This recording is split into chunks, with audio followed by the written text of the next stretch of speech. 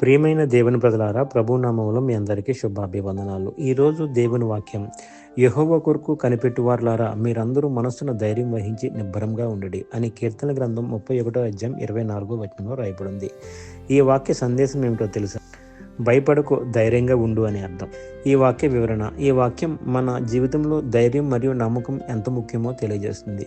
యెహోవా కొరకు కనిపెట్టువారులారా అంటే ఇక్కడ దేవుని కోసం ఎదురు చూసేవారి గురించి చెప్తుంది. అంటే ఆయన సహాయం, సమయం, సమాధానం కోసం వేచి చూచేవారు.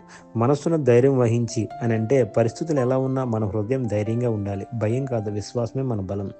నిబ్బరంగా ఉండుడి అంటే దేవుని మీద నమ్మకం ఉంచిన వారు కుదురుగా, స్థిరంగా ఉండాలి. ఆయన ఆలస్యం చేసినా తప్పకుండా పనిచేస్తాడని అర్థం.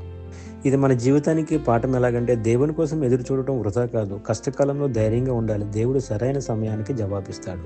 చిన్న ప్రార్థన. యెహోవా దేవా, నిన్ను ఆశ్రయించినప్పుడు నా హృదయానికి ధైర్యం ఇవ్వు. ఎదురు చూస్తున్న సమయంలో నన్ను నిబ్బరంగా ఉంచము. నీ సమయాన్ని నమ్మే విశ్వాసం నాకు కలుగజేయము. ఆమేన్.